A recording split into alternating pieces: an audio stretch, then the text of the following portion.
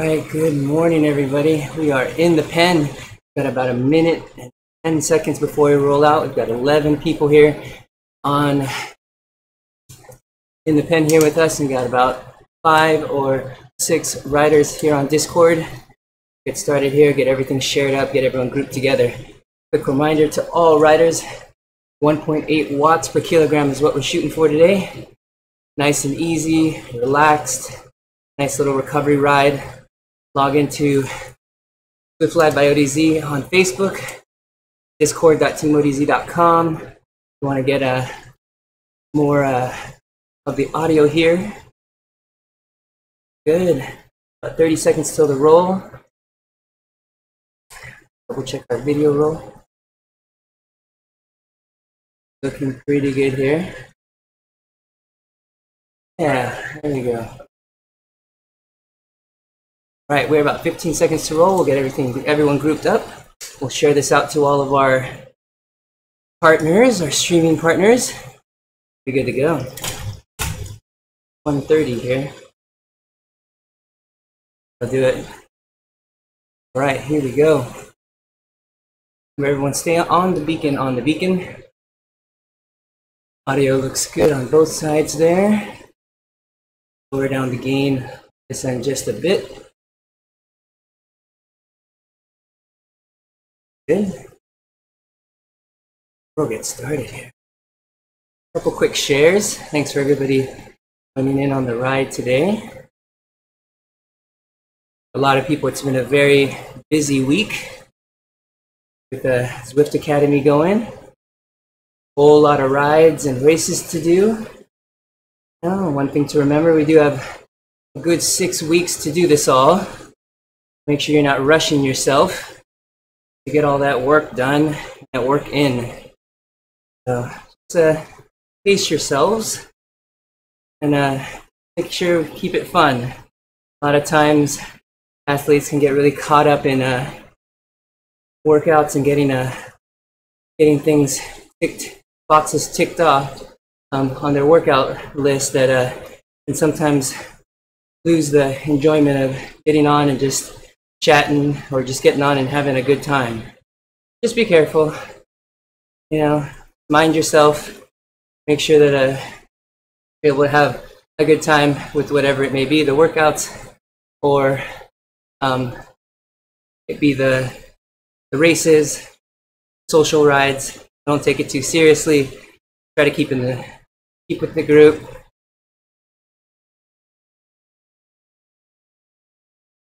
Thank you so much. Yeah, so just a reminder, make sure, don't take yourself too seriously doing these rides.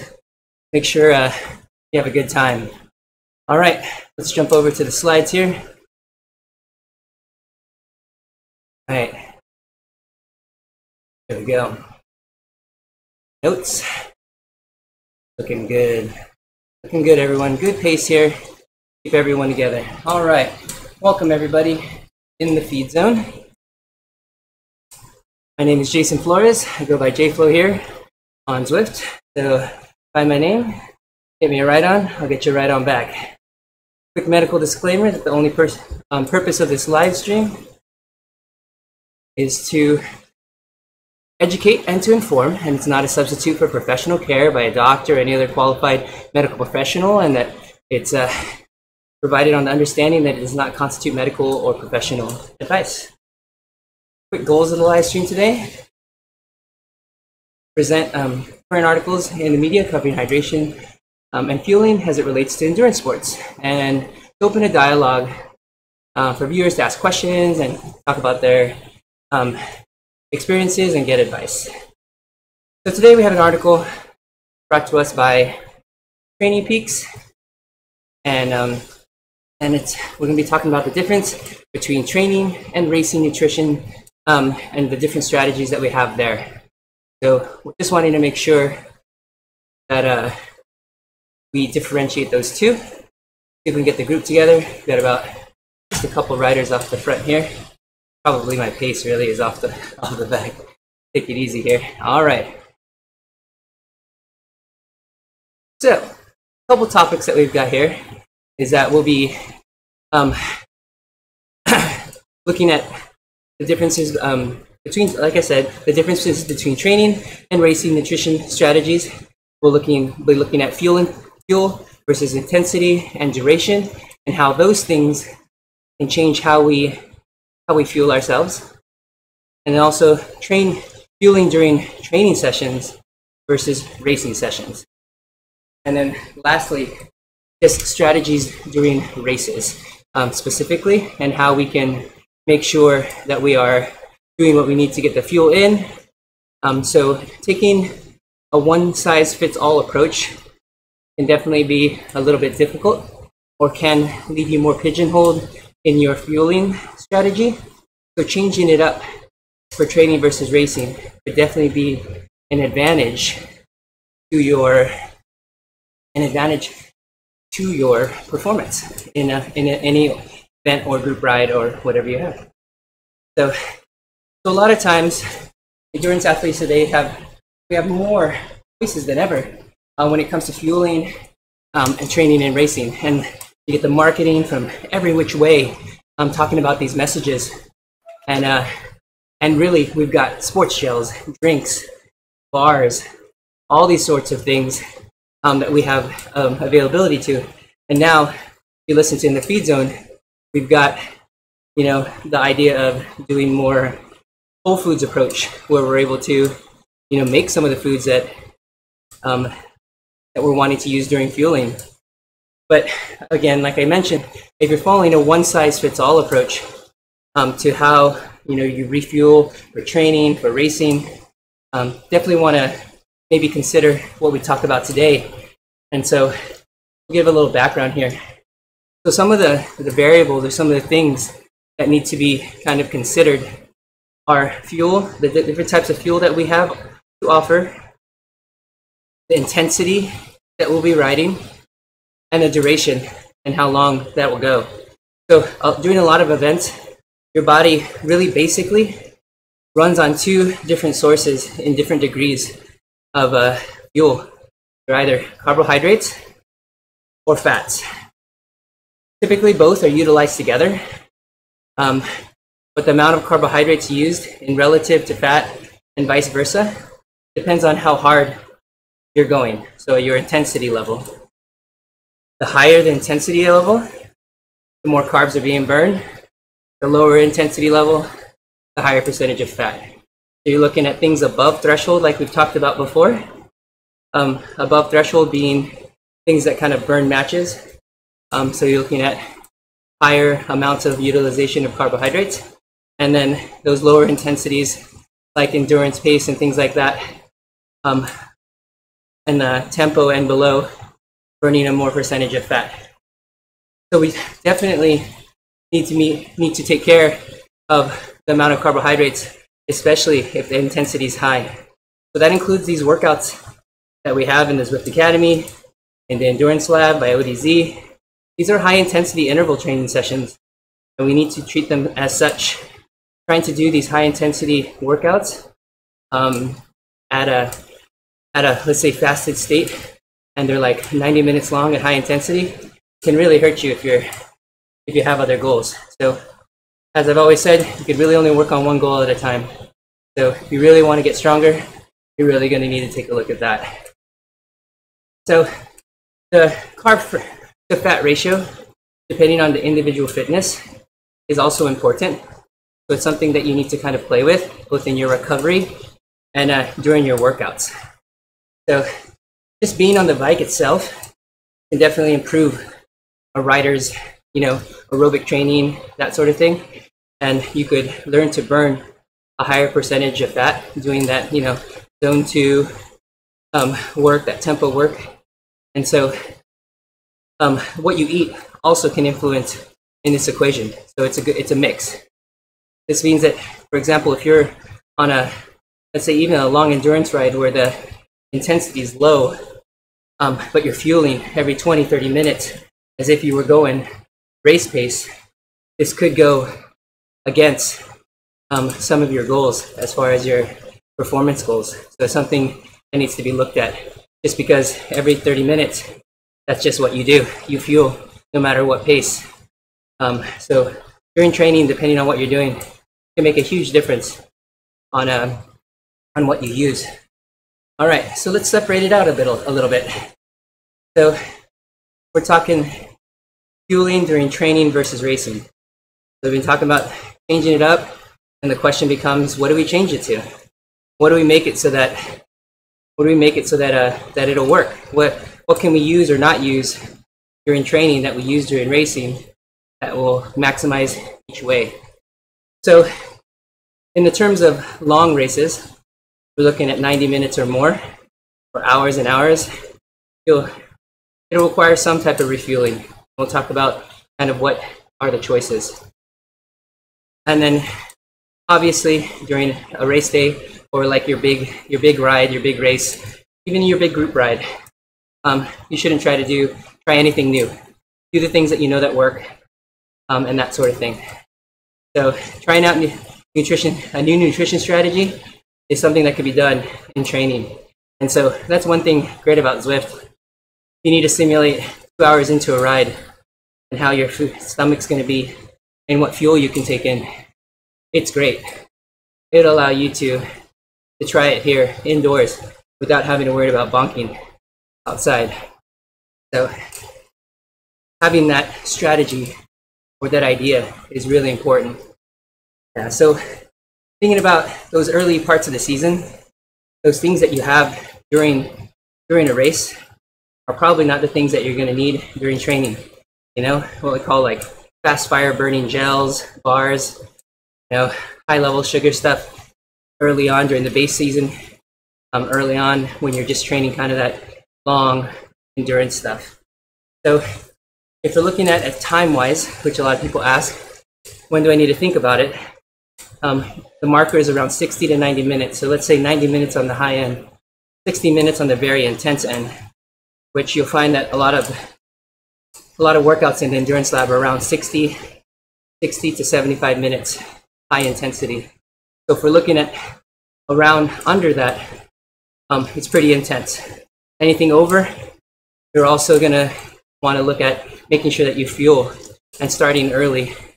So you could easily do a 60-minute workout without any supplemental nutrition, meaning during the ride. But of course, you would do your normal post-workout stuff.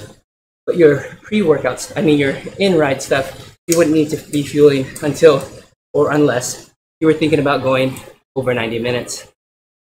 So you can expand that time frame, let's say 2.5 hours, 3 hours, 4 hours. You'll obviously need to be fueling for that, and the strategy for that can vary. So let's take it from the early base phase when we're trying to extend long rides, long runs to 2.5 hours. You're trying to extend as long as you can without any fuel. The intensity is low. The fuel can also be low. Tapping into your body and asking it to respond and burn that fat or that low end fuel. So always drink water. We've always talked about hydration, electrolytes, hot conditions, things like that. But abstaining from these gels and bars during these longer rides in our early phases can definitely be difficult. But the more you do it early on, your body will adapt. So the idea is that you want your body to less rely on these supplemental carbohydrates during these efforts, these low base miles, early season miles, but you want to still feel good. So, and that your body's the body's sources like carbohydrates are starting to deplete, and get a feel for that, and make sure that you have a feel, or that we each have a feel. So there is a benefit to feeling those lows, because during training, during races, you're going to feel those lows where your carbohydrates are low and they need to be kind of bumped back up, and you want to get a feel for how it feels when you just need to put something in. So as we get closer to races, you can add intensity, and you add intensity to the longer workouts. That's when adding supplemental calories can really make a difference. So having started with the base season with no fuel strategy, meaning no food, trying to go as long as you can gradually add things by experimenting with different types of food. And this is a good time as you do build periods building your fitness to try different things on different rides. You know, here at Feed Zone, we are big fans of real food as well. That means little or no processing. We've talked about really simple, you know, nut and fruit bars. We've talked about rice cakes, which are very popular and work very well. And then a sports drink with a good slow absorbing carbohydrate can also work for these longer rides. So as long as the intensity is not too high, solid foods can work really well. But you'll need to also think of a situation where if in fact, let's say the group pace was very high, and you're outdoors or you're at a Gran Fondo or an actual race, you need to think of a situation where will those things also work when you're trying to chase a group, trying to hold pace, keep a pace line, and that's where things may need to be shifted over. So, but definitely, again, very individual. But one of the big reasons of having this conversation is whatever you're doing, think about it. And if there needs to be a change, or if you need to try something, definitely try something. We're at a great advantage here with what we do on indoor training to allow us to just to try different things, to allow us to see what works and what doesn't. So definitely use that to our advantage so that you can be ready when you do go outdoors and do those group rides. So our last point today, we'll be looking at during these races or kind of, you know, target rides, what should we be fueling with if we are. So for any race under an hour, it would fall under a high intensity ride under an hour. Mid-race fueling typically isn't an issue, anywhere from 60 to 75 minutes. Longer your race, the more important the nutrition plan comes, and it starts earlier. So if you know you're going to go 90 minutes plus, then it's important that you're starting to fuel at that 60-minute level, because it takes about 20 minutes to digest and get those carbohydrates in.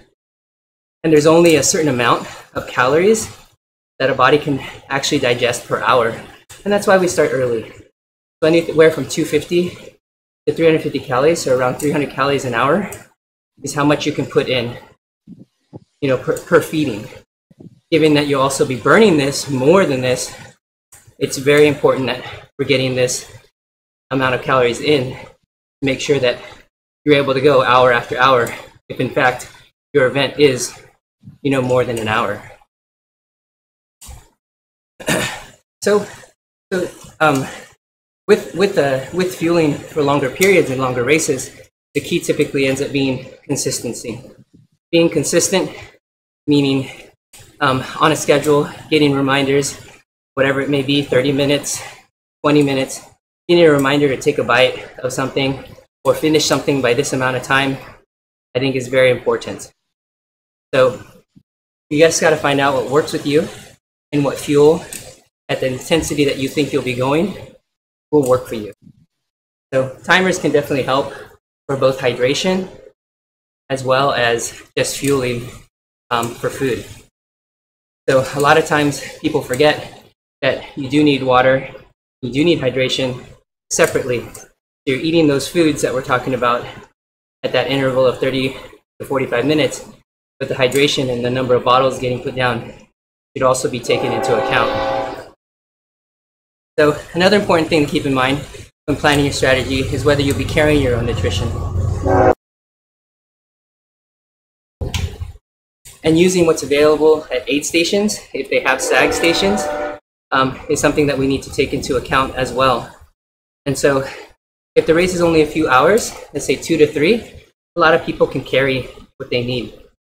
Some races that are longer than that allow a drop bag, is at the halfway point. Usually rides that are like 200 miles will give you an opportunity for a drop bag at the 100-mile mark, but not everybody does.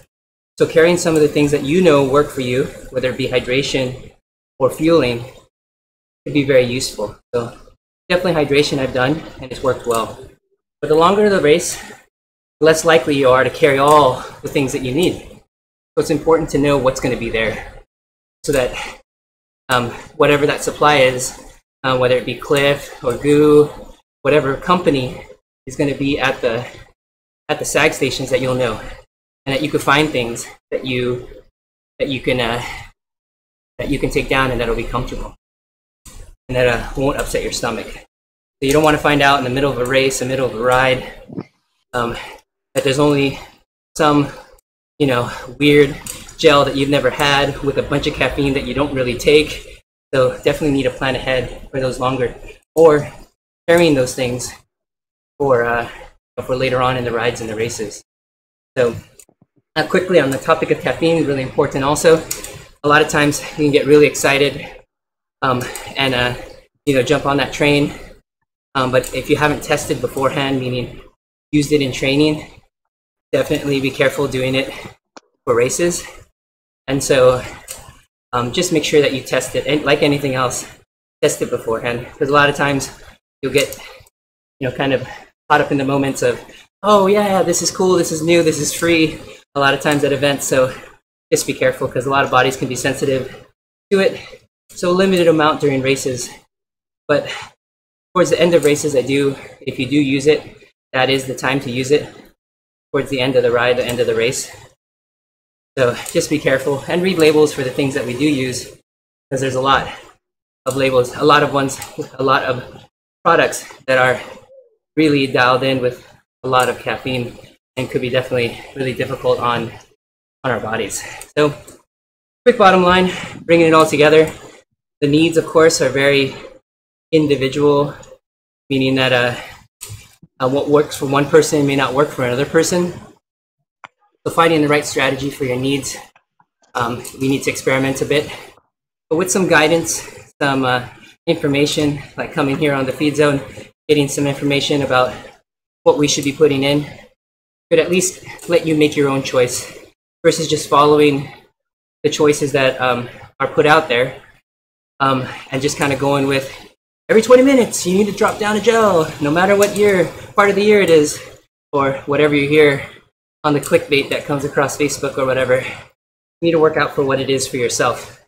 That's one of the great things, or one of the things we try to bring here in the feed zone, is just so that you can answer questions on your own, make decisions based on your own mind, on your own information, and go home, try things, and see what works for you. So just be open to new things, and of course not risking those things on race day, but practicing beforehand. We all do enough riding here on Zwift to be able to get a lot of that work done,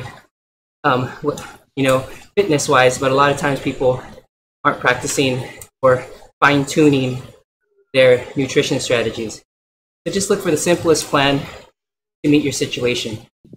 Long endurance rides are going to take different fueling than fast, hard,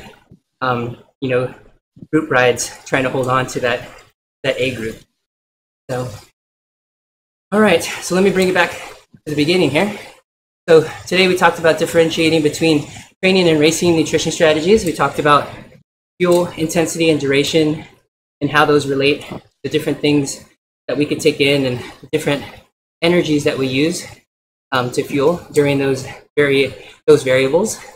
We talked about fueling during training versus racing, and how those can vary and how they should vary in different parts of the year, and the different sort of things that we could have.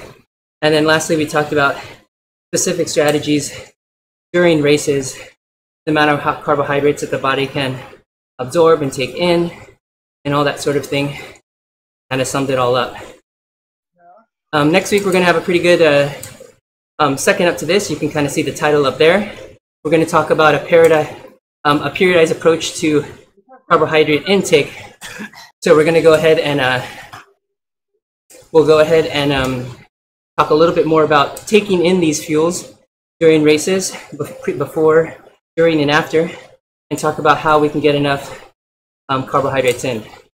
The topic ended up taking up more time than I thought, so I went ahead and split it up into two. So we'll be back next week for the second part of this, talking about a periodized approach to carbohydrate intake. And so get to our last slide here. If you want to get more information on this article, it's found on trainingpeaks.com/blog. Really good information. They are one of our partners for What's Up with Power with Justin Wagner, and a great partner for Team ODZ, getting the training done, as well as we are also using it in the Endurance Lab. If you haven't heard about the Endurance Lab, what it is really quickly, we got a couple minutes, is a 8-week training session. You get access to 3 coaches during that 8-week time, where we build specifically either in the base, the build, or specialty phase, where we're honing riders in for their goals. That support of a group of 20 to 25 riders, access to 3 coaches, Training Peaks program, all of that done by the coaches from Team ODZ. So definitely check it out. We will be opening enrollment for the next Endurance Lab in the next 2 or 3 weeks. So keep your eyes open for that. So thanks for joining us today here on In the Feed Zone. If you have any questions, I'm more than happy to answer. You can double check. It's been pretty quiet today on our live stream. If you feel there is a, let me see. Thanks for Pete joining on. Always a good man. In sickness or in health, you're here with us. Got a couple shares. Just good morning. Yeah, he's actually doing a workout. Super sick and doing a workout. Crazy, man. All right. So if there's no questions here on Discord, we'll go ahead and line this up. Thanks everybody for joining in. If you have any questions, go ahead and post up. I will also post the main link to this article today on the live feed on Zwift Live by ODZ. All right, we'll see everybody next week in the Feed Zone. Right on.